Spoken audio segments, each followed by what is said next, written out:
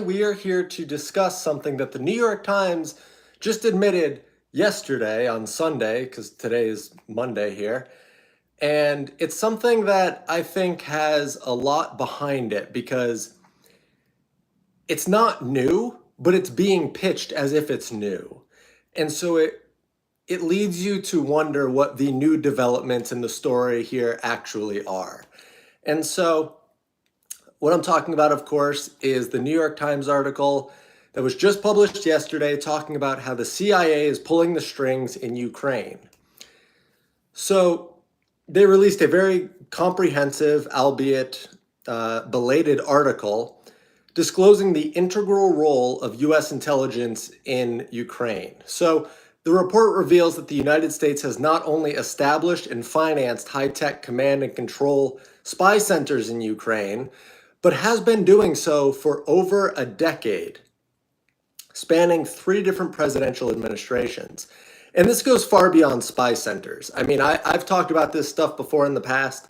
They really focused in on this in the New York Times article, but it goes way beyond that. And I'll get into that as the video goes on here. So this CIA program described in their article aimed at modernizing Ukraine's intelligence services and has transformed the former Soviet state into the US's most vital intelligence partners against the Kremlin. So the article highlights that the agency has secretly trained and equipped Ukrainian intelligence officers since the 2014 Maidan coup events, even though, like I said, as I'll be pointing out soon here, the CIA's intervention goes back nearly a decade even before that. And I wouldn't doubt it goes back further than that as well. So beyond that, though, the article details the construction of a network of 12 secret bases along the Russian border initiated 8 years ago. Sort of clipping or clicking sound. Okay. These intelligence bases have been instrumental, according to the New York Times article, in launching and tracking cross-border drone and missile attacks on Russian territory. They've enabled the interception of Russian commanders' communications and the monitoring of Russian spy satellites. So again, right now, I'm just kind of summarizing up the article here. There's a lot more to add here at the end. And again, like I said, this isn't anything new. This is the New York Times that we know to be a CIA-friendly outlet exposing the CIA. I mean, there's something to wonder here. And so I don't doubt this is true. That's not it, because you can figure all of this out that's in the New York Times article. You can figure that out from other independent sources that have nothing to do with the mainstream media. And that's how I put these pieces together 4 years ago. And I did a video on it. And it's because it wasn't something that the New York Times really wanted to talk about at that time, but the information was out there. And so now that they're revealing this now, that the CIA has helped Ukraine have this spy network, we're gonna get to this, okay? Why exactly that could be something that they're now looking at. And so the revelation of the New York Times article implicates the CIA as a significant contributor to the effectiveness of recent attacks, such as direct drone strikes on key oil refineries and energy infrastructure. So the former head of Ukraine's domestic intelligence agency corroborated this notion, saying, "Without them, there would have been no way for us to resist the Russians or to beat them." It's arguable if that's even what Ukraine is doing, but nonetheless, the report confirms President Putin's long-standing accusations against Washington, highlighting the US's active involvement in the conflict. And this was something that also came out in the Tucker Carlson Putin interview that I did a summary on. I did a summary video on that. And of course, the US government came out and said, don't believe it. It's all lies. It's all propaganda. But 95% of it, you can just Google. You can just see if it's true, like objectively. This isn't some, like there's some stuff he said that's closed door meeting kind of stuff, but 95% of it's not.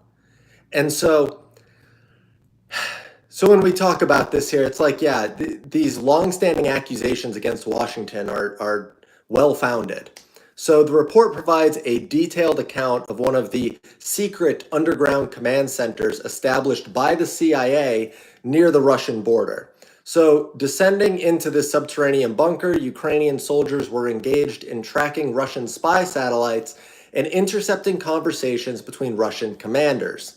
The underground bunker, constructed to replace a destroyed command center in the aftermath of Russia's invasion, serves as a hidden nerve center in Ukraine's military operations.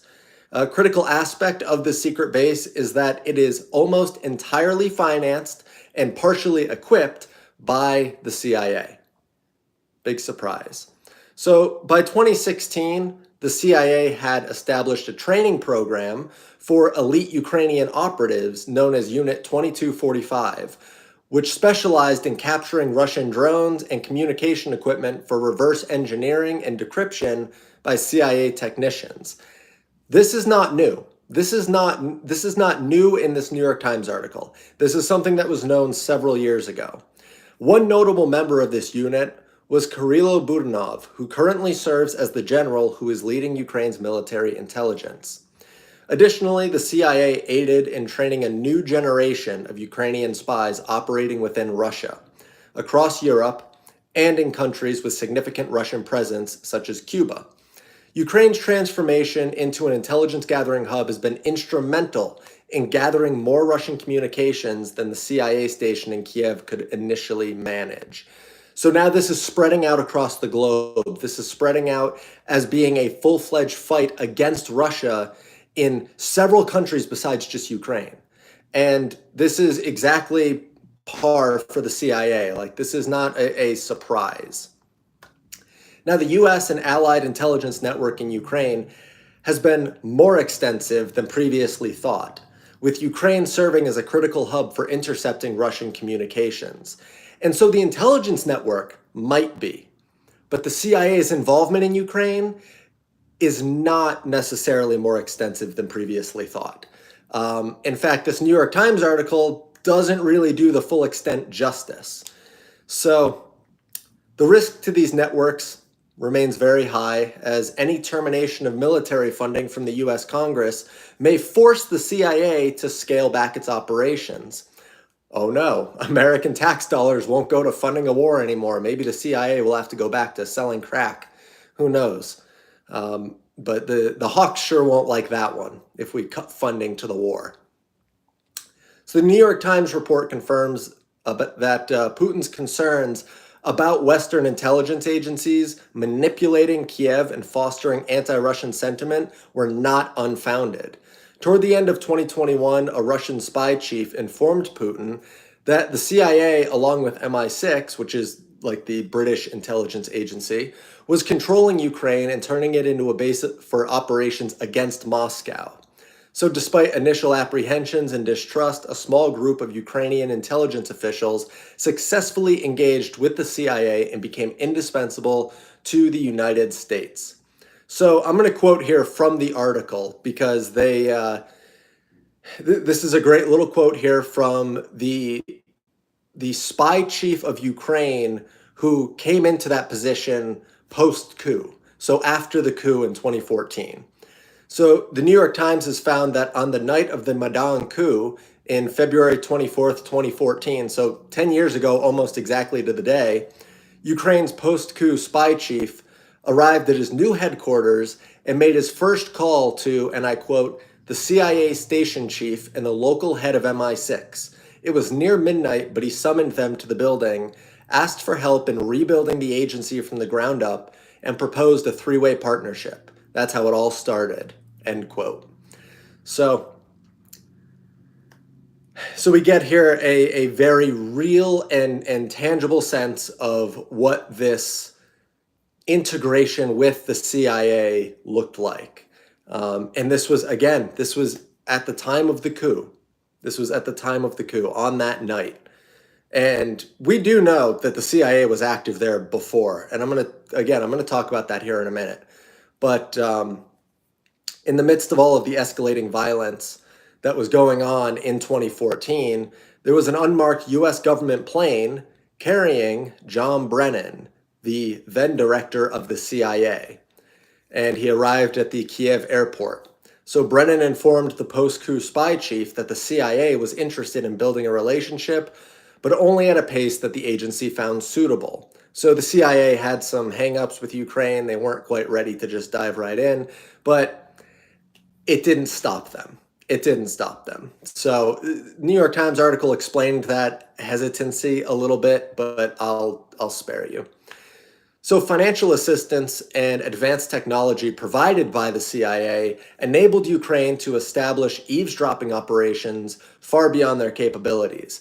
In addition, elite teams were trained in European cities as part of a program called Operation Goldfish. And this is something that you can look up on your own, Operation Goldfish. I won't go too much into it here because, again, it's not a new revelation.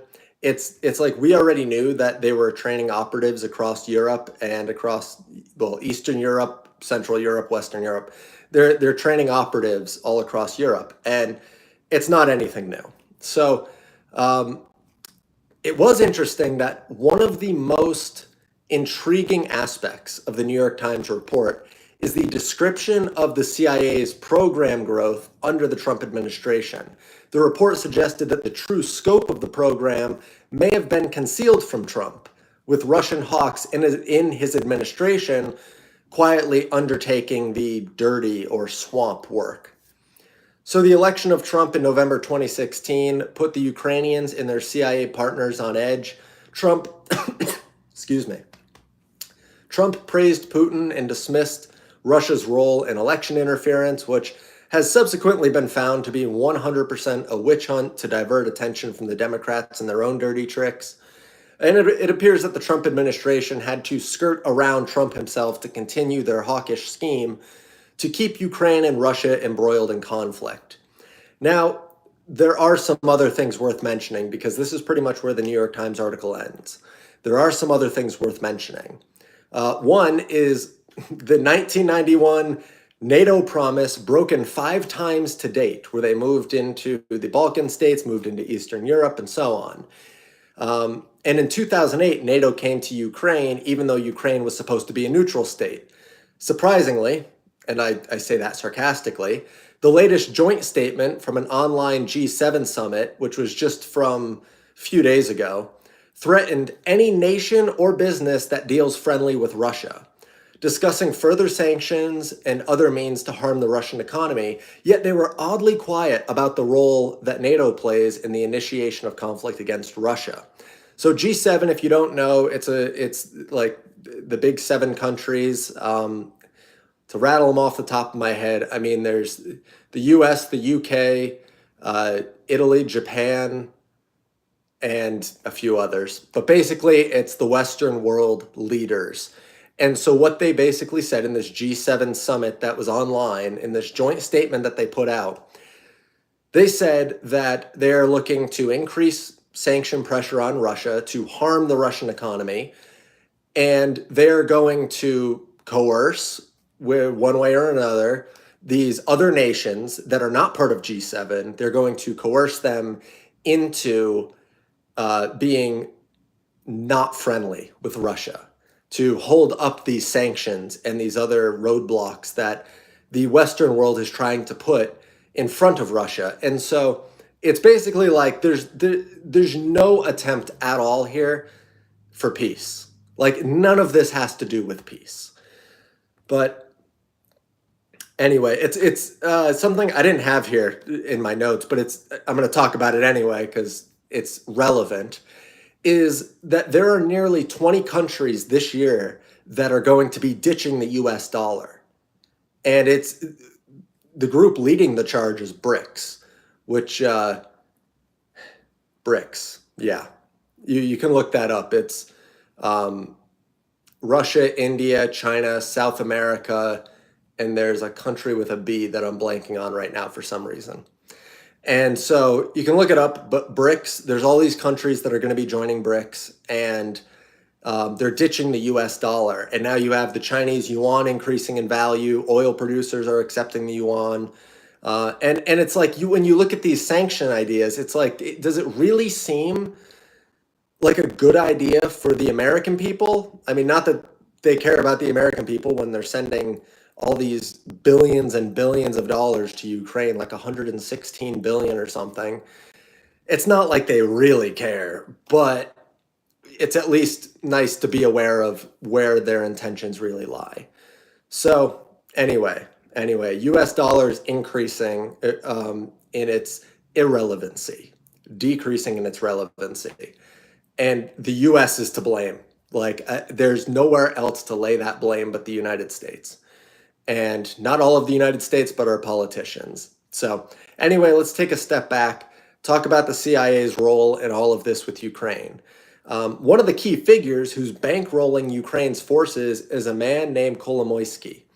He not only has majority ownership in the Ukrainian national gas company Burisma, but he is also connected to 42 shell companies that received $1.8 billion from the Obama administration after the end of Obama's last term.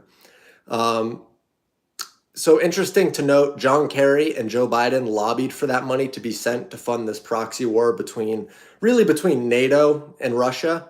But this was in 2016, right at the end of Obama's term.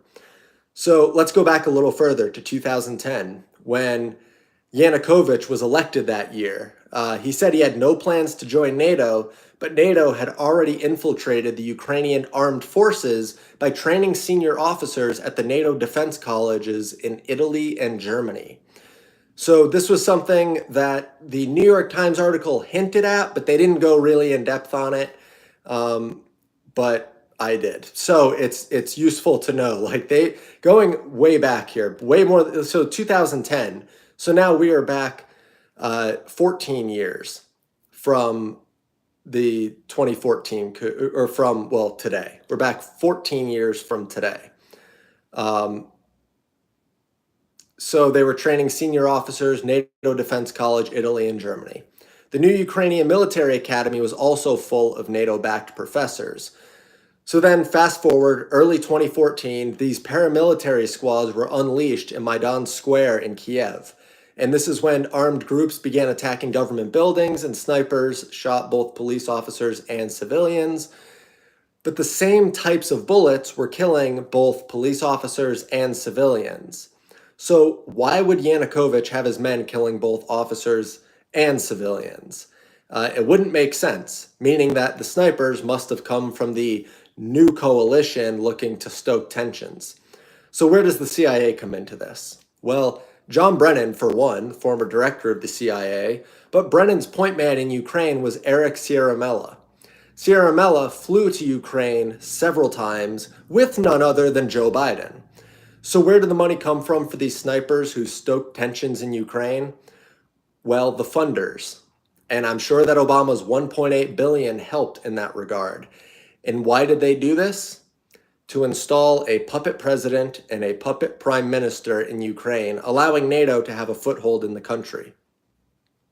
Now, in December 2015, there was an agreement signed between the new Ukrainian government and NATO that promised military cooperation between Ukraine and the US. In early 2019, Ukraine included in its constitution a commitment to officially enter NATO and the EU. So now, any opposition to Ukraine being puppeted by the deep state looks like aggression against the entire Western world. This is how this is supposed to look. This is the optics that they're setting up. So I'll tell you, there's a lot of things that the Western world could do for peace. You know, the US, NATO, G7, CIA, World Economic Forum, UN. There's a lot that they could do for peace, and they are doing absolutely none of it. So makes you wonder, perhaps it's not about peace, it's about control. And the deep state is trying to get that control under the guise of being humanitarian or something to that effect. We really need to cut through the noise with stories like this and see that all the CIA, NATO, G7, World Economic Forum, UN, all they're doing is fueling the flames of war, because that's how they plan on getting more power. And by making people afraid, by running fear-mongering campaigns. So now a question we can ask here is this, and I posed this question at the beginning. Why the New York Times, a known CIA outlet, would be publishing this? It could be because this is old news. I reported on most of this back in early 2020. Not bragging, but it is kind of a flex. The other reason, and the one that I suspect, is that this might be coming out now because it makes the CIA's involvement seem transparent when it's really not. If you think everything the CIA is doing in Ukraine, including the most heinous stuff, is included in this New York Times report, I have a bridge to sell you. So I thank you guys for watching, and a special thank you to Michael for being a Patreon executive producer for this show. The support is so much appreciated. And if you want to support what I do here, the Patreon's linked down in the description. You can get access to a bunch of new tiers. So thank you guys so much for tuning in.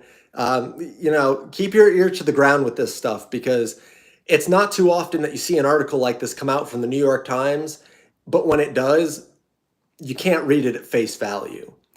And I wouldn't have reported on any of this if I didn't basically report on it 4 years ago.